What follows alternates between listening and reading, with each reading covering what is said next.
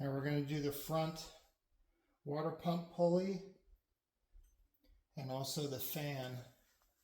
My fan is not stock, I don't think. I powder coated it in a previous video, and I hadn't seen one like it. Looks like it's from a 98. I think that's the date there. It says 698. I think that's June 98. So it's from a little bit later, probably Jeep of some sort. But the previous owner put that on. Seems to be keeping it pretty cool. Design seems to work. Fitting works. So I'm going to keep it. One thing I've seen a couple of people have problems with, I made sure that I snugged down my harmonic balancer nice and tight and snug, and everything is torqued up. The pulley here, again, I powder coated this. Goes right on here. It's pretty straightforward. Line up the holes. Now I want to make sure, yeah, that's an exact match, because you want to make sure that the pulley is going to be able to fit on there perfectly, and it does. It looks like it's right on. So you want to make any adjustments now if you have to make any before you get the rest of the stuff together. That goes right over there. And the fan goes right on top of it.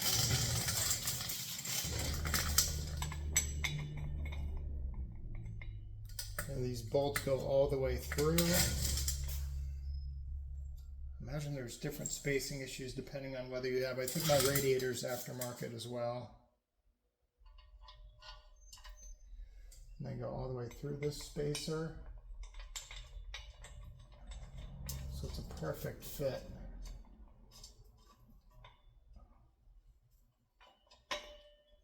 That lines on there nicely so you can't really get it off center. I'm just putting a tiny, tiny dab of red lacquer on there.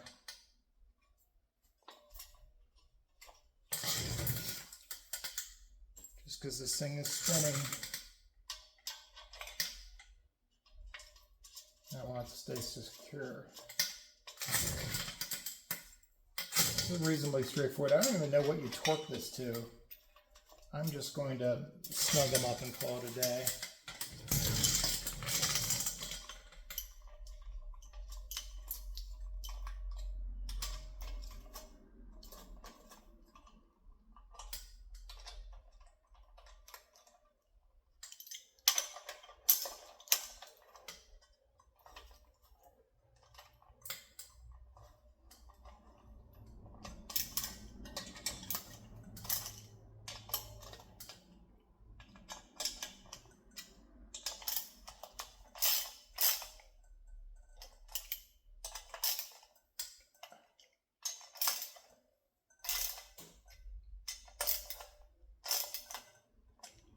All right.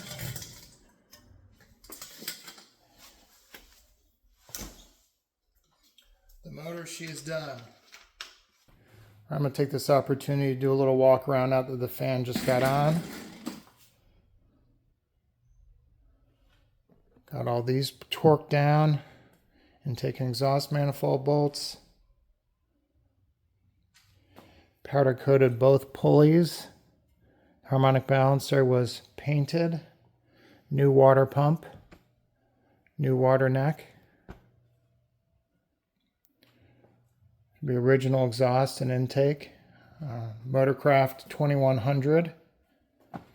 I deleted the EGR tube. In fact, I actually answered somebody about these plugs here. That's 7/8/18. So these are Dorman. You can find those, I believe, on Amazon. And there's one that goes here. There's a little EGFR tube that goes between those. So I went ahead and deleted that out. Kind of get a view of those exhaust bolts that are a pain in the butt to get in there. We got the two studs for the exhaust. We have a water temp sensor there. That's a 3/8. There's a water temp sensor up here. That's 1/4.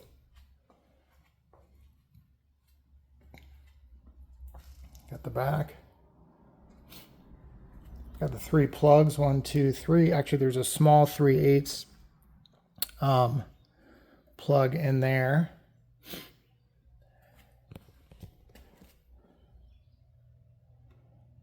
the back.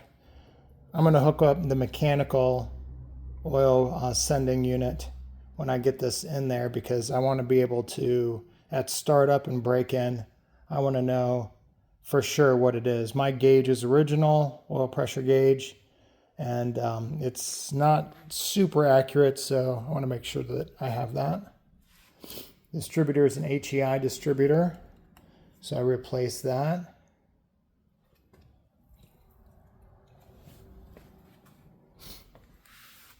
Knock on wood, my fuel pump actually works. A lot of people are having issues with, and I think it has something to do with potentially the spacing there in the arm, but I haven't had any issues with it.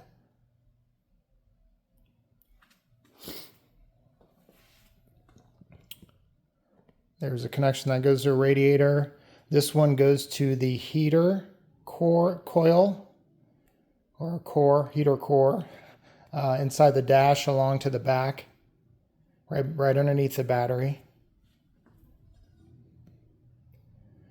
And this actually connects over to here. In fact, I'm probably going to do some of the hoses first before putting this in. I'm just about to go on the hoist. And this one back here, this water jacket that goes through the intake manifold, this goes back to the other